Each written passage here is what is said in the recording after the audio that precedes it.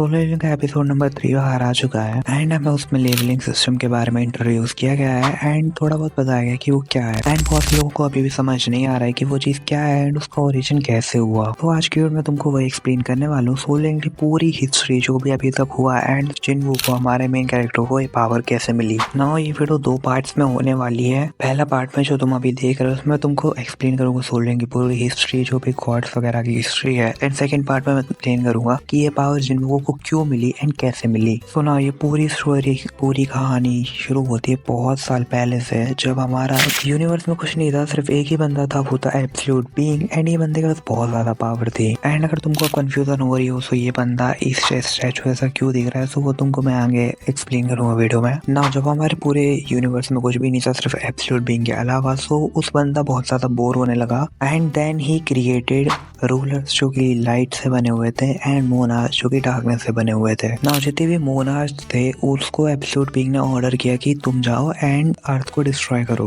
And जितने भी rulers थे उनको ऑर्डर दिया कि तुम जाओ एंड अर्थ को प्रोटेक्ट करो। एंड ये पूरा कहानी से बेसिकली इसलिए किया क्योंकि ये बोर हो रहा था। अपने एंटरटेनमेंट के लिए इसने 2 पार्टीज बनाए एंड दोनों को एक दूसरे से भिड़ने के लिए बोल दिया ना। जितने भी मोनार्च ने अपना जो भी उन्हें ऑर्डर मिला था वो फॉलो किया, उन्हें अर्थ पे अटैक करना चालू कर दिया एंड जितने भी रूलर्स थे उन्हें अर्थ को डिफेंड करना चालू कर दिया क्योंकि उनको वो ऑर्डर मिला था ना। रूलर्स ने मोनार्क को पहनना चालू कर दिया एंड मोनार्च ने रूलर को पहनना चालू कर दिया एंड ये जो वॉर थी ये बहुत टाइम तक चली क्योंकि दोनों साइड बहुत ज्यादा ताकतवर लोग थे।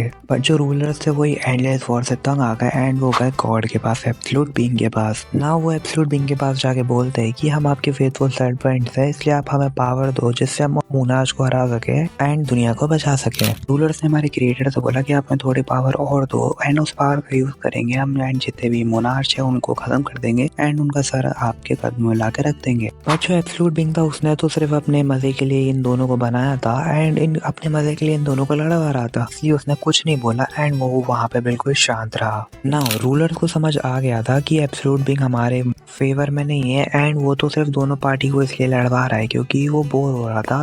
मोनार्च को ये चीज समझ नहीं आई। तुम लोग सोच रहे हो कि आप रूलर्स ने जाके मोनार्च से बात क्यों नहीं की, सो वो ऐसा नहीं कर सकते थे क्योंकि जो हमारे मोनार्च है उनको इसी तरीके से फंक्शन किया गया था, इसी तरफ से डिजाइन किया गया था। उन्हें सिर्फ एक ही ऑर्डर दिया गया था कि उन्हें सिर्फ अर्थ को डिस्ट्रॉय करना है। सो जो भाई हमारे रूलर्स थे उन्होंने डिसाइड किया कि अब हम मोनार्च से नहीं लड़ेंगे, हम सब मिलके एब्सोल्यूट बीइंग को मार देंगे एंड सारे रूलर्स ने उस बात से एग्री किया सिर्फ एक रूलर को छोड़ के जो कि था ऐशबॉर्न एंड ऐशबॉर्न इन सारे रूलर्स में से सबसे ज्यादा पावरफुल था।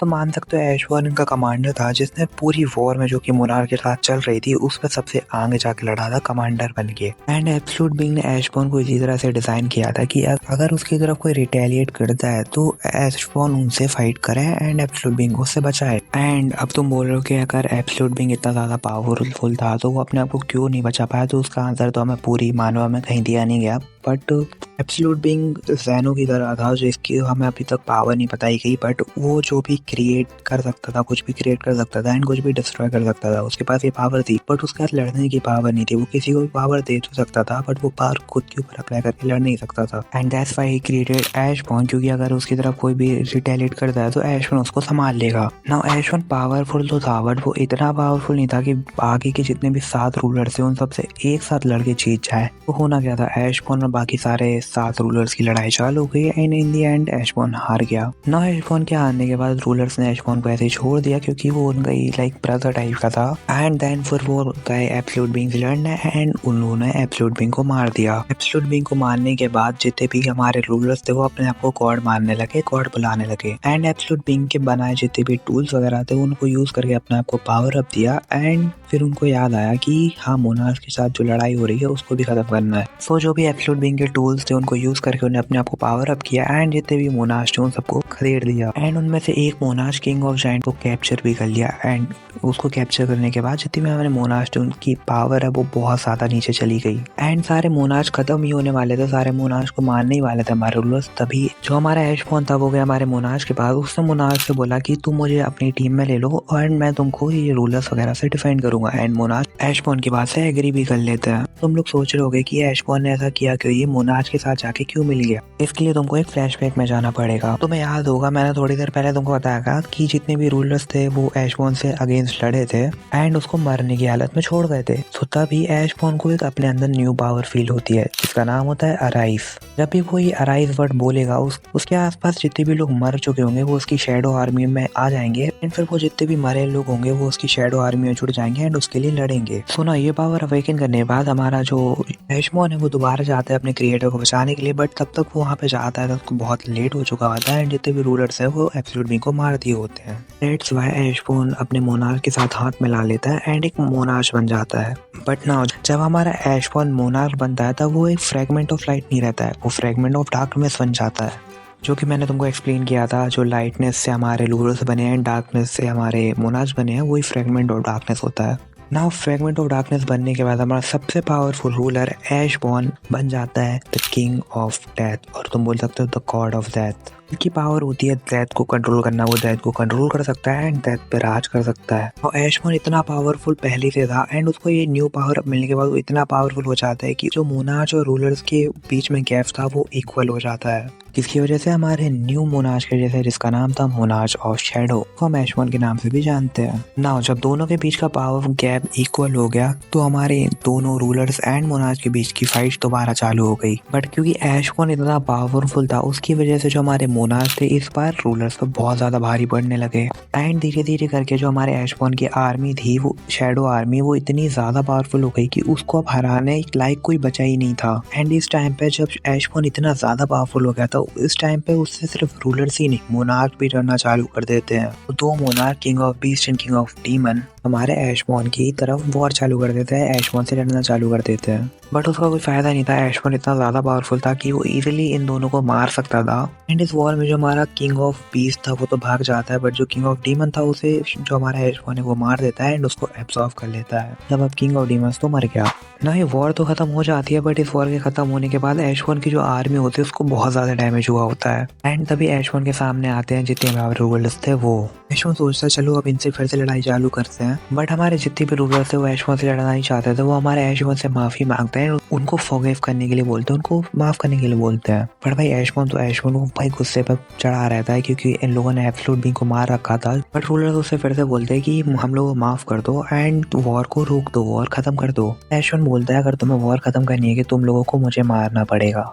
बट रूलर्स ऐसा नहीं करते, वो ऐशबॉर्न को जिंदा छोड़ देते हैं। बट रूलर्स अगर चाहते तो वो ऐशबॉर्न को मार देते एंड ये बात ऐशबॉर्न को भी पता थी क्योंकि उस टाइम पे ऐशबॉर्न की आर्मी बहुत ज्यादा वीक थी क्योंकि उसने वैसे ही अभी दो मोनार्क से लड़ाई कर रखी थी।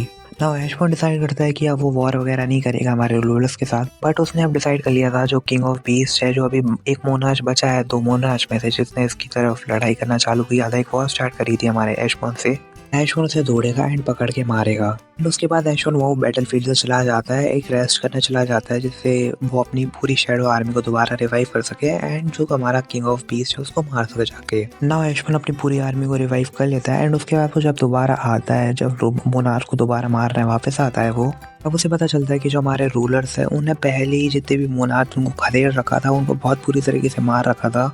जो बचे कुछ मोनार्क थे वो डिफरेंट डायमेंशन में भाग गए थे। हमारा ऐशबॉर्न जो सबसे पावरफुल मोनार्क था उसके पास जाता है जो कि होता है किंग ऑफ ड्रैगन्स। बट जो हमारा मोनार्क था वो पावरफुल तो था बट वो ऐशबॉर्न के सामने कुछ नहीं था। ऐशबॉर्न वाज वे टू स्ट्रॉन्ग। वो ऐशबॉर्न से कहता है कि हम लोग लड़ेंगे नहीं, हम लोग तुम मेरे से हाथ मिला लो एंड हम लोग मिलके जितने भी रूलर्स हैं उनको मार देंगे। एंड ऐशबॉर्न उसकी बात से एग्री कर लेता है एंड नाउ मोनार्क डिसाइड करते हैं कि अब वो अर्थ को खत्म कर देंगे। मोनार्क और रूलर्स के बीच की वॉर दोबारा चालू हो जाती है, इस बार वो वॉर होती है अर्थ पे। नाउ जब ये वॉर अर्थ पे होती है तो ह्यूमन इतने पावरफुल नहीं थे कि वो मोनार्क या रूलर से लड़ पाए। उनकी वॉर की खत्म होने के बाद एक ही रिजल्ट आता है, हमारे जितने भी ह्यूमन होते हैं वो सब मर जाते हैं। नाउ जब हमारे रूलर्स को जो मिशन दिया गया था कि उनको अर्थ को प्रोटेक्ट करना है वो नहीं कर पाते, तो वो अर्थ को दोबारा बचाने के लिए एक हमारे एब्सोल्यूट बीइंग का जो चीज बनाई होती है जिसको बोलते हैं हम कप ऑफ रीइंकार्नेशन, उसको यूज करते हैं। एंड कप ऑफ रीइंकार्नेशन को यूज करके वो टाइम को 10 साल पीछे कर देते हैं। टाइम को पीछे करने के बाद वो सोचते हैं कि हम मोनार्च को पेल देंगे एंड फिर ह्यूमंस को बचा लेंगे, बट आउटकम सेम ही होता है। वो मोनार्च को पेल तो देते हैं बट ह्यूमंस मर जाते हैं उस वॉर के चक्कर में।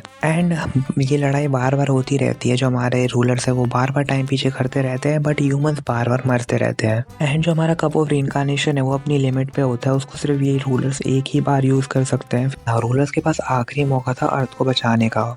वो डिसाइड करते हैं कि अपने माना से अर्थ को माना से भर देंगे धीरे धीरे करके, जिससे हमारे अर्थ के जितने भी लोग हैं वो पावरफुल होते रहें। एंड फिर जो ये वॉर से तो जितने भी लोग बचेंगे वो दोबारा से अर्थ को रिपॉपुलेट कर लें। सो वो कप ऑफ रिइनकार्नेशन का यूज़ करते हैं, 10 साल टाइम को पीछे करते हैं एंड अर्थ पे डंजन वगैरह छोड़ देते हैं, जिससे ह्यूमंस धीरे धीरे स्ट्रॉन्ग बने। नाउ फिर वो डिसाइड करते हैं कि उनकी जितनी भी पावर्स है वो ह्यूमंस को दे देंगे अपना वेसल बना के। सो तुम सीरीज में अपने जितने भी अभी हंटर्स देख रहे हो, एस रैंक हंटर्स, उनको कुछ गॉड ने जितने भी रूलर्स है उन्हें अपनी पावर दे रखी है। नाउ एशबॉर्न भी ये चीज़ डिसाइड करता है कि वो किसी ह्यूमन को अपनी पावर दे देगा एंड ये काम करने में एशबॉर्न की मदद करने के लिए तैयार हो जाता है हमारा आर्किटेक्ट, जिसको हम फर्स्ट एपिसोड में देखते हैं। नाउ एशबॉर्न बोलता है कि उसे कोई ऐसा बंदा चाहिए जो डेथ से बार बार फेस कर रखा हो डेथ को, एंड जो लाइक बहुत बार डेथ को फेस कर रखा हो एंड बहुत बार मरने की कगार पे हो। एंड वो बंदा जिनवू होता है। सुनो, जिनवू को ही डिसाइड क्यों किया गया, सिलेक्ट क्यों किया एशबॉर्न की पावर देने के लिए, वो मैं तुमको पार्ट 2 में एक्सप्लेन ही करूँगा। सो उसके लिए चैनल को सब्सक्राइब कर लेना। बाकी सोलो लेंगे गॉड्स की ये हिस्ट्री थी एंड मैं तुमसे मिलता हूँ पार्ट 2 में। सायोनारा।